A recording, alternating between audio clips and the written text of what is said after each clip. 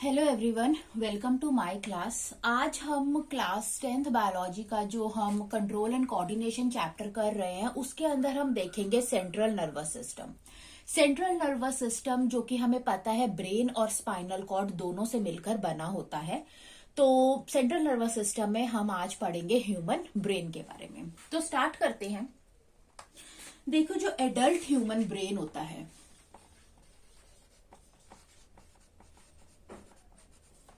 जो adult human brain होता है, ठीक है, उसका जो वेट होता है वो कितना होता है? वो 1 kg से 1.5 kg के बीच में होता है।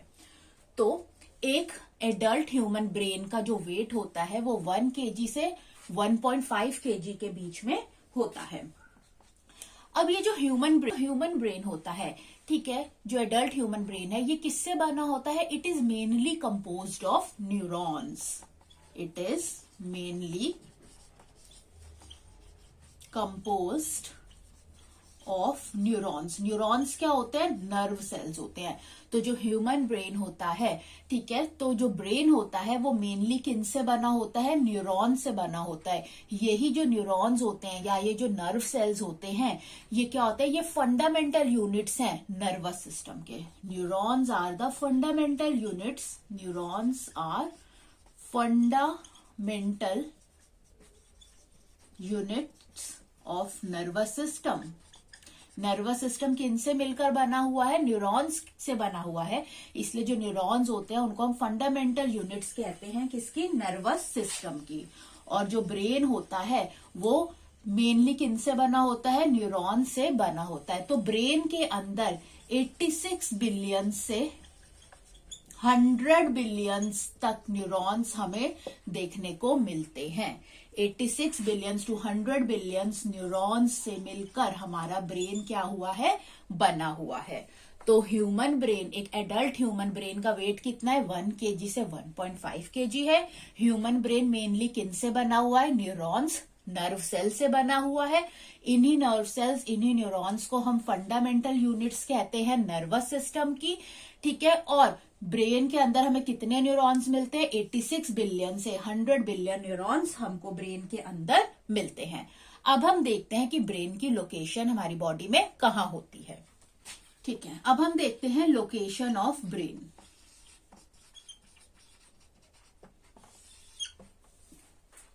ठीक है, अब देखो, यहां पर मैंने एक डायग्राम बनाया हुआ है स्कल का। ये क्या है? ह्यूमन स्कल है, ठीक है। जो ह्यूमन स्कल होता है, ठीक है, उसके 2 पार्ट्स होते हैं। ह्यूमन स्कल 2 चीजों से मिलकर बना हुआ है। यहां से लेकर यहां तक आप देख सकते हो, ये फेशियल पार्ट है। और जो फेशियल पार्ट होता है इसके अंदर हमें क्या मिलती है? फेशियल बोन्स मिलती है। तो ह्यूमन स्कल के अंदर कितनी फेशियल बोन्स होती है? 14 फेशियल बोन्स हमको मिलती है। अब जो स्कल का ये जो ऊपर वाला हिस्सा है, ये वाला पार्ट है, जिसको हम बोनी बॉक्स भी कहते हैं, इसको हम कहते हैं क्रेनियल रीजन, ठीक है। ये कौन सा रीजन है? ये क्रेनियल रीजन है। इसके अंदर हमको 8 बोन्स देखने को मिलती है। तो टोटल स्कल के अंदर कितनी बोन्स हो गई? टोटल स्कल के अंदर 22 बोन्स हमको देखने को मिलती है। तो अब ये जो ब्रेन होता है ये हमें कहां पर मिलता है? इस क्रेनियल रीजन के अंदर ये एनक्लोज्ड होता है। ब्रेन क्रेनियल रीजन के अंदर क्या होता है? एनक्लोज्ड होता है। तो ब्रेन, इस क्रेनियल रीजन को हम बोनी बॉक्स भी कहते हैं या फिर हम क्या कहते हैं? क्रेनियम भी कहते हैं। और इसके अंदर हमें कितनी बोन्स देखने को मिलती है? 8 बोन्स हमको देखने को मिलती हैं। और ओवरऑल टोटल बोन्स स्कल के अंदर कितनी होती है? 22 बोन्स होती है, ठीक है। तो ब्रेन की लोकेशन कहां पर है? ब्रेन जो है इस क्रेनियल रीजन के अंदर एनक्लोज्ड है, जिस क्रेनियल रीजन को हम बोनी बॉक्स भी कहते हैं या फिर क्रेनियम भी कहते हैं। अब हम इस ब्रेन की हम क्या देखते हैं? एनाटॉमिकली इसको स्टडी करते हैं कि हमारे ब्रेन के अंदर, अगर हम इसको एनाटॉमिकली स्टडी करें तो ब्रेन के अंदर ब्रेन कितनी मेम्ब्रेन से कवर्ड है, हम वो देखते हैं। ओके, अब हम स्टडी करते हैं ब्रेन की, कि ब्रेन जो होता है हमारा कहां पर, सबसे पहले उसकी लोकेशन कहां आती है? कि वो क्रेनियम के अंदर एनक्लोज्ड है। अब अगर हम उसको एनाटोनॉमिकली स्टडी करें तो ब्रेन जो होता है वो 3 मेम्ब्रेन से क्या होता है? कवर्ड होता है। तो ब्रेन जो होता है, brain covered by 3 membranes. Brain जो होता है वो कितनी मेम्ब्रेन से कवर्ड होता है? 3 मेम्ब्रेन से कवर्ड होता है। और ये जो 3 मेम्ब्रेन्स होती हैं जो ब्रेन को कवर करे हुए हैं, ये किन से बनी होती है? कनेक्टिव टिश्यू से बनी होती हैं। So brain are covered by 3 membranes of connective tissue. ये कनेक्टिव टिश्यू से मिलकर बनी हुई हैं। और इन 3 मेम्ब्रेन्स, ये जो ब्रेन की 3 मेम्ब्रेन्स है, इनको हम क्या कहते हैं? ब्रेन मेनाइंजेस कहते हैं, या फिर इसको मिनिक्स भी कहते हैं। तो हमारा जो ब्रेन होता है उनके ऊपर 3 मेम्ब्रेन्स की कवरिंग होती है। और ये जो 3 मेम्ब्रेन्स होती हैं ये कनेक्टिव टिश्यू से बनी होती है। और इन 3 मेम्ब्रेन्स को हम मेनाइंजेस भी कहते हैं या फिर मिनिक्स भी कहते हैं। तो अब हम सबसे पहले यहाँ पर पढ़ेंगे इन 3 मेम्ब्रेन्स के बारे में। तो सबसे पहली मेम्ब्रेन जो हमने पढ़नी है वो हम पढ़ेंगे ड्यूरामेटर। ड्यूरामेटर, ठीक है, ये सबसे पहली मेम्ब्रेन है जिसको हम क्या कहते हैं? ड्यूरामेटर कहते हैं। तो यहाँ पर आप ये जो डायग्राम देख रहे हैं, इसके अंदर ये जो डबल मेम्ब्रेन आपको दिख रही है, जो ये सबसे पहली जो आउटर मोस्ट मेम्ब्रेन है, ये डबल मेम्ब्रेन है। इस मेम्ब्रेन को हम क्या कहते हैं? ड्यूरामेटर कहते हैं। तो ये जो है हमारा, ये क्या है? ड्यूरामेटर है, ठीक है। अब तो यानी कि ये जो ड्यूरामेटर होता है ये क्या होता है? ये डबल लेयर होती है, ये डबल लेयर मेम्ब्रेन है,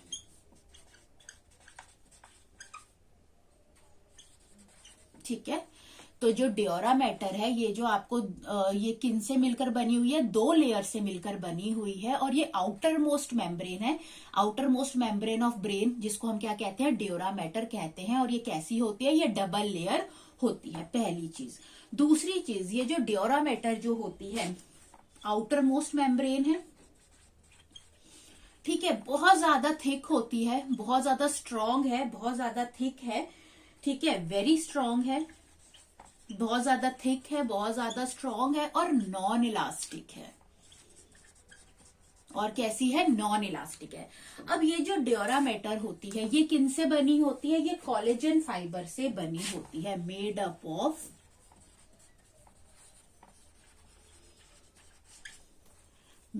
ऑफ कोलेजन फाइबर, ठीक है। तो सबसे पहले हम ब्रेन की आउटर मोस्ट लेयर की बात कर रहे हैं। आउटर मोस्ट लेयर को हम क्या कहते हैं? ड्यूरामेटर कहते हैं। अब जैसे कि आप यहाँ देख सकते हैं, ये ड्यूरामेटर कैसी है? ये डबल लेयर मेम्ब्रेन है। यहाँ पर कैसी है? ये डबल लेयर मेम्ब्रेन है, आउटर मोस्ट है, डबल लेयर मेम्ब्रेन है, बहुत ज्यादा थिक है, वेरी स्ट्रांग और नॉन इलास्टिक मेम्ब्रेन है। और ये किन से बनी हुई है? कोलेजन फाइबर से बनी हुई है। ये जो ड्यूरामेटर होता है, ठीक है। अब जब हमने क्रेनियम देखा था, क्रेनियम के नीचे क्या है? क्रेनियम के नीचे क्या है? जो ब्रेन है वो किसके अंदर एनक्लोज्ड है? क्रेनियम के अंदर एनक्लोज्ड है। तो ये जो ड्यूरामेटर होती है ना, ये क्योंकि ये आउटर मोस्ट मेम्ब्रेन है ब्रेन की, तो ये क्रेनियम के साथ क्या होती है? कंप्लीटली स्टिक होती है, उसके साथ एकदम जुड़ी हुई होती है, अडेयर होती है, ठीक है। हमने कहा कि ड्यूरामेटर डबल लेयर मेम्ब्रेन होती है। तो इसमें ये जो आउटर लेयर होती है, 2 लेयर्स है, तो बाहर वाली लेयर को हम क्या कहते हैं? आउटर को एंडोस्टील लेयर कहते हैं। तो इसको बाहर वाली लेयर को क्या कहते हैं? एंडोस्टील लेयर कहते हैं। और अंदर वाली लेयर को हम क्या कहते हैं? अंदर वाली लेयर को हम मेनांजियल लेयर कहते हैं, मेनांजियल लेयर कहते हैं, ठीक है।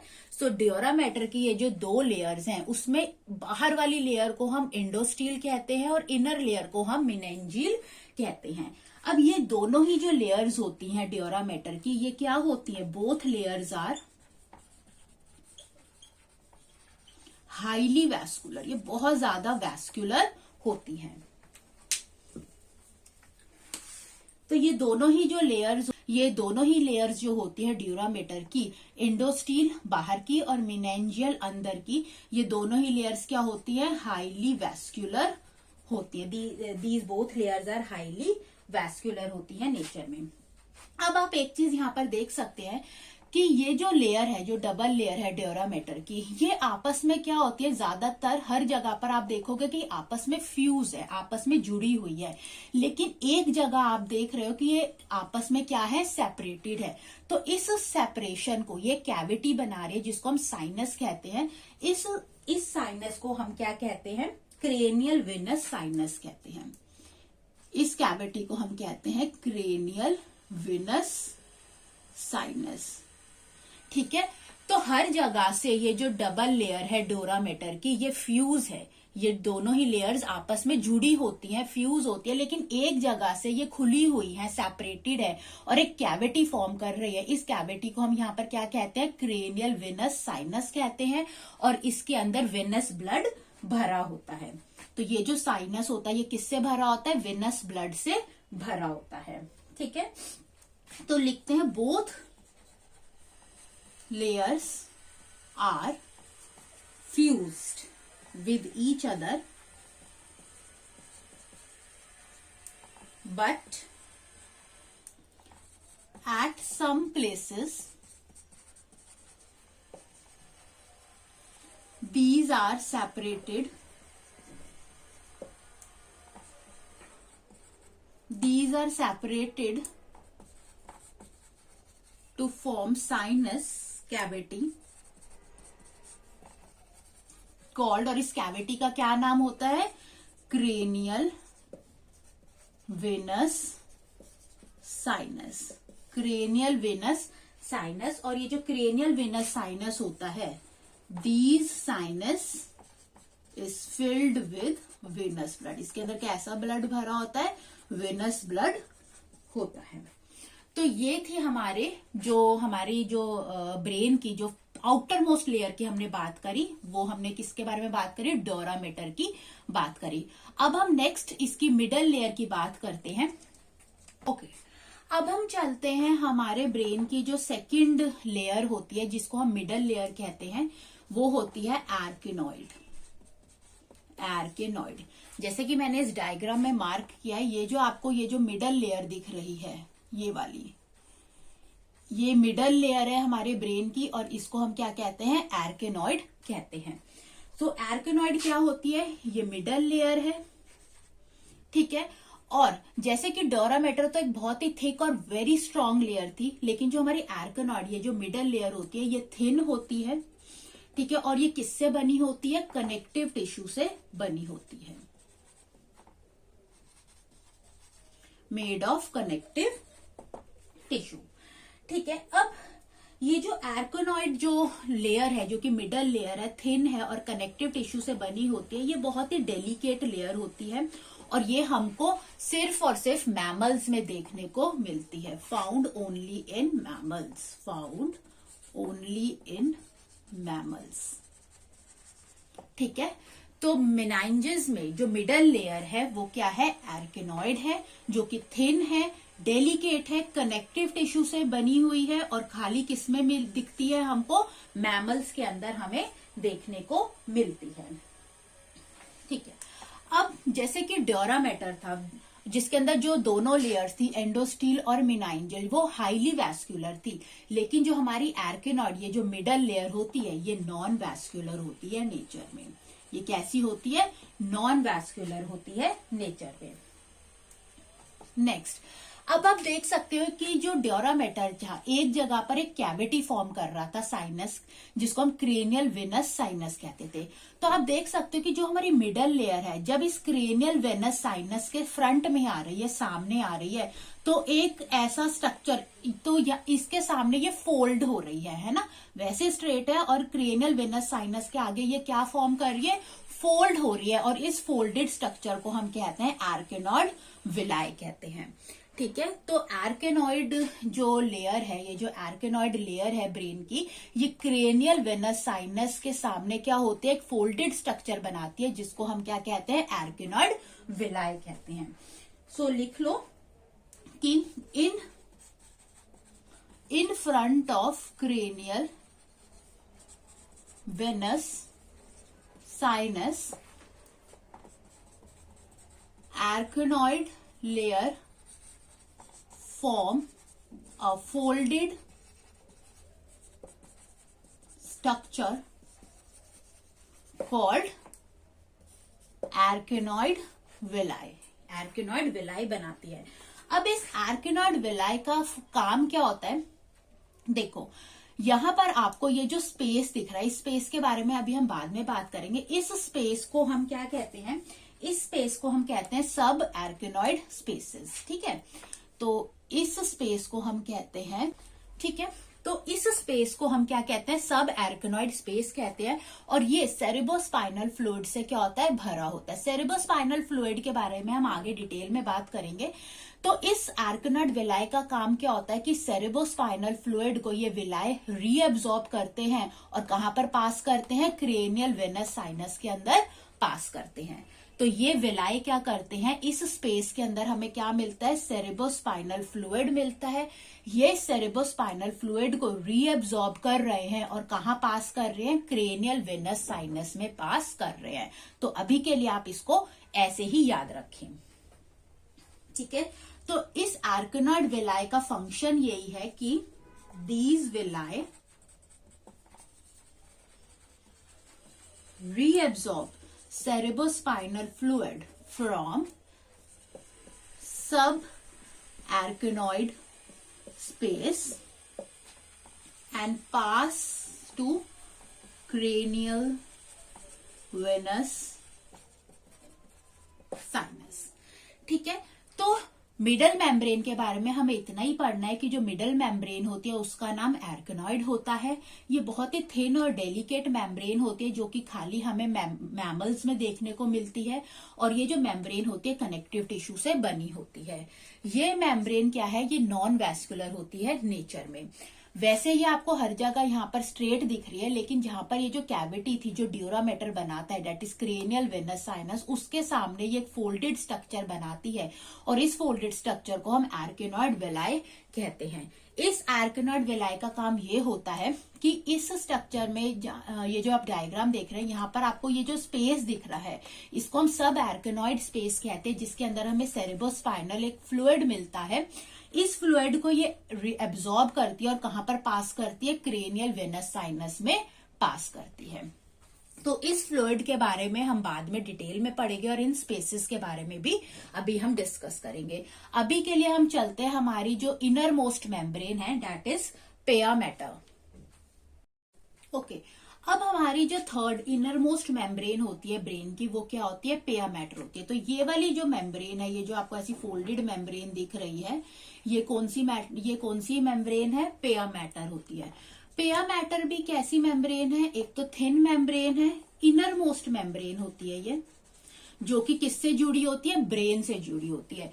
जो ड्यूरा मैटर है, जो आउटर मोस्ट मेम्ब्रेन है ब्रेन की, ये क्रेनियम से जुड़ी हुई है। उसी तरह ये जो पेया मैटर है, जो इनर मोस्ट मेम्ब्रेन है, ये थिन है और ये किससे जुड़ी हुई है, ब्रेन से जुड़ी हुई है, अडहियर टू ब्रेन।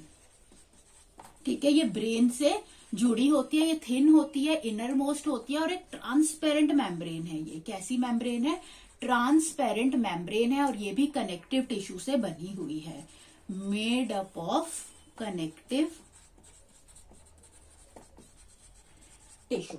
ठीक है, इसके अंदर आपको इस पेया मैटर के अंदर बहुत ही ज्यादा डेंस नेटवर्क मिलता है ब्लड कैपिलरीज का। So dense network of blood capillaries are found there। तो इधर आपको बहुत ही डेंस नेटवर्क मिलता है, बहुत सारी ब्लड कैपिलरीज हमें यहाँ पर देखने को मिलती हैं। तो ये थी हमारी ब्रेन की तीन membrane. Outer most membrane is dura mater, जो कि कैसी है, हमारे क्रेनियम के साथ अटैच है। ये एक डबल मेम्ब्रेन है जिसमें आउटर वाले को इंडोस्टील और इनर वाले को मेनिंजियल कहते हैं। ये हाईली वैस्कुलर मेम्ब्रेन्स होती हैं, बहुत ही थिक होती है, बहुत ही ज्यादा स्ट्रांग होती है और कोलेजन फाइबर से बनी हुई होती हैं। ये वैसे तो फ्यूज्ड है हर जगह, लेकिन एक जगह ये कैविटी फॉर्म करती है जिसको हम क्रेनियल वेनस साइनस कहते हैं, जिसके अंदर वेनस ब्लड भरा हुआ होता है। जो मिडल लेयर होती है, जो कि थिन है, डेलिकेट और खाली मैमल्स में देखने को मिलती है उसको हम आर्केनॉइड लेयर कहते हैं।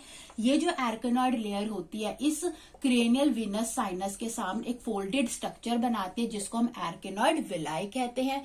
ये विलाई क्या करता है, ये जो सब आर्केनॉइड स्पेसीज है यहाँ पर सेरेब्रोस्पाइनल फ्लूइड मिलता है, इधर से इस फ्लूइड को एब्जॉर्ब करता है और क्रेनियल वीनस साइनस के अंदर भेजता है। जो थर्ड लेयर होती है जिसको हम पेया मैटर कहते हैं, ये इनर मोस्ट लेयर है, डेलिकेट लेयर है, थिन लेयर है, ये भी कनेक्टिव टिश्यू से बनी हुई है और ब्रेन के साथ अटैच है, इसलिए यहाँ पर बहुत ज्यादा डेंस नेटवर्क मिलता है हमको। किसका? ब्लड कैपिलरीज का हमें यहाँ पर डेंस नेटवर्क मिलता है। तो ये थी ब्रेन की 3 लेयर्स। इन 3 लेयर्स के अलावा इस डायग्राम में हमको 2 स्पेसेस देखने को मिल रहे हैं, 2 खाली जगहें हमें देखने को मिल रही है, जिसमें पहला स्पेस होता है सब आर्केनॉइड स्पेस। सब आर्केनॉइड स्पेस जो होता है ये वाला स्पेस है, ठीक है। ये वाला ये जो स्पेस है ये क्या है? सब आर्केनॉइड स्पेस है। सब आर्केनॉइड स्पेस हमको जो मिडल लेयर है आर्केनॉइड और जो पेया मैटर जो इनर मोस्ट लेयर है इन दोनों के बीच में मिलता है। So it is a space between arachnoid and pia mater, ठीक है। तो सब आर्केनॉइड स्पेस हमें कहाँ मिलता है? आर्केनॉइड लेयर और पेया मैटर के बीच में जो जगह होती है उसको हम सब आर्केनॉइड स्पेस कहते हैं। इस स्पेस के अंदर हमें सेरेब्रोस्पाइनल फ्लूइड मिलता है, यहाँ पर सेरेब्रोस्पाइनल फ्लूइड फॉर्म होता है, ठीक है। और ये जो विलाई होते हैं आर्केनॉइड विलाई इस सेरेब्रोस्पाइनल फ्लूइड को रीअब्सॉर्ब करते हैं और क्रेनियल वेनस साइनस के अंदर भेजते हैं। नेक्स्ट जो इसके अंदर जो दूसरा स्पेस होता है जिसको हम क्या कहते हैं? ये वाला स्पेस आप देख रहे हो, ये वाला जो स्पेस होता है इसको हम कहते हैं सब ड्यूरल स्पेस। तो सब ड्यूरल स्पेस हमको कहां पर मिलता है? It is found between dura mater and arachnoid layer. तो हमें कहां मिल रहा है? It is found between dura mater and arachnoid layer. तो आर्केनॉइड लेयर और ड्यूरामीटर के बीच की जगह को हम क्या कहते हैं? इस स्पेस को हम कहते हैं सब ड्यूरल स्पेस, ठीक है। इस सब ड्यूरल स्पेस के अंदर हमें क्या मिलता है? इसके अंदर हमको सेरस फ्लूइड मिलता है, ठीक है। तो इन स्पेसेस के बारे में हमको इतना ही स्टडी करना है कि सब आर्केनॉइड स्पेस के अंदर हमको सेरेब्रोस्पाइनल फ्लूइड मिलता है और सब ड्यूरल स्पेस के अंदर हमको सेरस फ्लूइड मिलता है। इसके बाद हमारे पास आ जाता है एक चीज और हमें इसमें पढ़नी है कि अगर इन तीनों मेम्ब्रेन में से अगर इन तीनों मेम्ब्रेन में इन्फ्लामेशन आ जाती है, ठीक है, तो इसको हम क्या कहते हैं? मेनिंजाइटिस कहते हैं। तो मेनिंजाइटिस क्या होता है? Inflammation of Minix.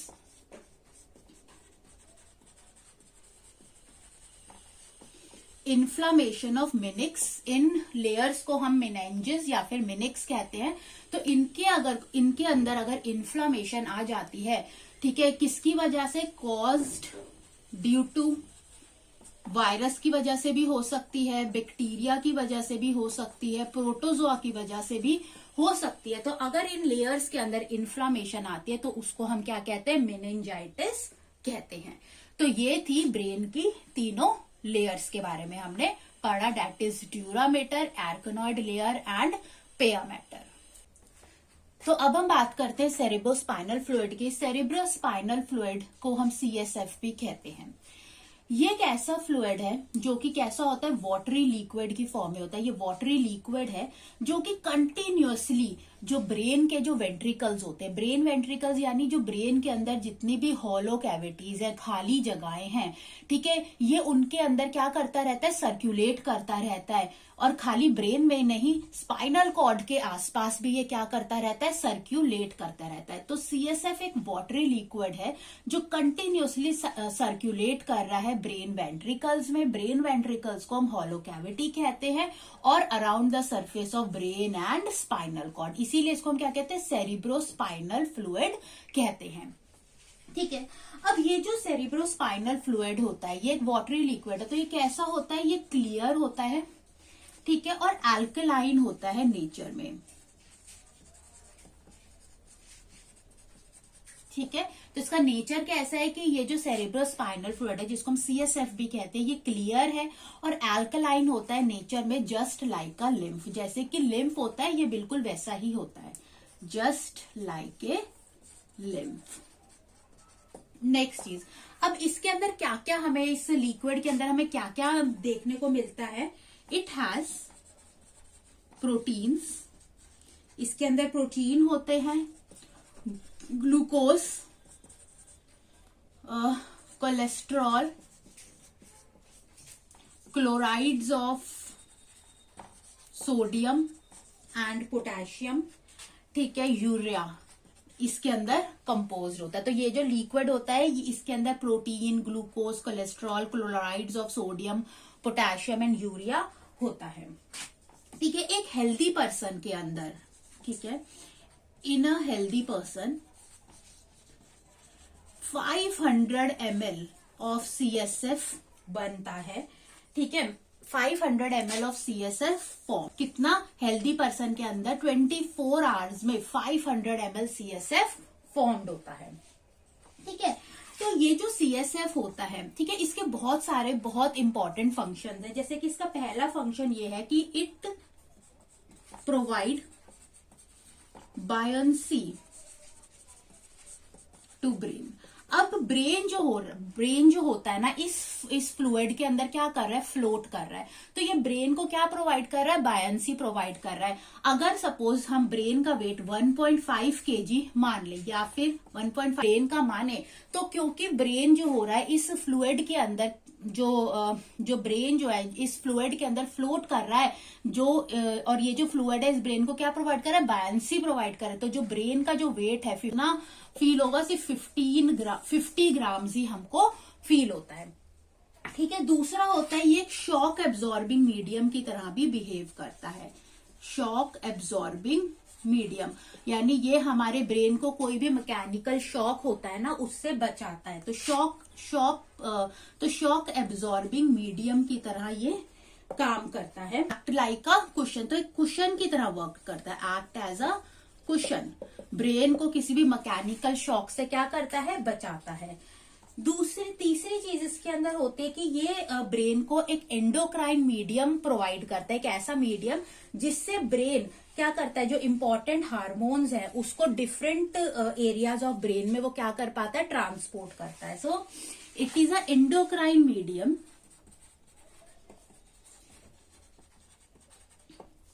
For brain. तो ब्रेन के लिए क्या है, ये एक एंडोक्राइन मीडियम है। एंडोक्राइन मीडियम मतलब जिसमें हार्मोन्स ट्रांसपोर्ट हो सकते हैं डिफरेंट एरियाज, अलग अलग जो एरियाज है ब्रेन के, उन एरियाज में ट्रांसपोर्ट करने के लिए ये ब्रेन को एंडोक्राइन मीडियम देता है। So it provides a endocrine medium for brain to transport hormones को ट्रांसपोर्ट करने के लिए। एक और चीज होती है कि ये जो सेरेब्रोस्पाइनल फ्लूइड होता है ना, ये एक तरीके का क्या है, एक बायोमार्कर है। ठीक है, कि इसको डॉक्टर्स होते हैं, मतलब किसी भी जो न्यूरोलॉजिकल डिसीज होती है उस डिसीज को मॉनिटर करने के लिए, उसकी क्या प्रोग्रेस है, ठीक है, उसको डायग्नोस करने के लिए वो सेरेब्रोस्पाइनल फ्लूइड को क्या करते हैं, यूज करते हैं। तो सेरेब्रोस्पाइनल फ्लूइड एक वाटरी लिक्विड है जो कि ब्रेन के हॉलो कैविटीज में कंटिन्यूअसली सर्कुलेट कर रहा है और अराउंड द स्पाइनल कॉर्ड भी सर्कुलेट कर रहा है। ये क्लियर एल्कलाइन होता है नेचर में, जैसे कि लिम्फ होता है। इसके अंदर protein, glucose, cholesterol, chlorides of sodium, potassium और यूरिया देखने को मिलता है। हेल्दी पर्सन के अंदर 500 ml CSF 24 आवर्स के अंदर क्या हो रहा है, फॉर्म हो रहा है। तीसरा चीज, ये ब्रेन को क्या प्रोवाइड करता है, बायंसी प्रोवाइड करता है कि जो 1.5 kg ऑफ जो ब्रेन का वेट है वो हमें सिर्फ 50 ग्राम्स का ही फील होता है। और ये शॉक एब्जॉर्बिंग मीडियम की तरह काम करता है, ब्रेन को मैकेनिकल शॉक से बचाता है। तो एक ये कुशन की तरह वर्क कर रहा है। ये ब्रेन को एंडोक्राइन मीडियम दे रहा है जिसके अंदर different hormones different area of brains में ट्रांसपोर्ट किए जा रहे हैं। और ये एक बायोमार्कर की तरह वर्क करता है। ये क्या है, एक इम्पॉर्टेंट बायोमार्कर है जिससे जो भी न्यूरोलॉजिकल डिसीज है, डिसऑर्डर, उसकी डायग्नोसिस होना, उसका प्रोग्रेस होना, उसको मॉनिटर करने में वो क्या करता है, हेल्प करता है। ओके, तो यहाँ पर आज हमने इस क्लास में ब्रेन ब्रेन की लोकेशन, ब्रेन की 3 लेयर्स, ब्रेन के जिसको हम ब्रेन मिनिक्स कहते हैं, और सेरेब्रोस्पाइनल फ्लूइड के बारे में बात करी। नेक्स्ट क्लास में हम पार्ट्स ऑफ ब्रेन स्टार्ट करेंगे। तो अगर आपको अच्छा लगा हो ये वीडियो तो आप इसे जरूर लाइक करें एंड सब्सक्राइब करें, और पूरा ह्यूमन ब्रेन को स्टडी करने के लिए मेरी नेक्स्ट वीडियो को आप जरूर देखें। Thanks for watching.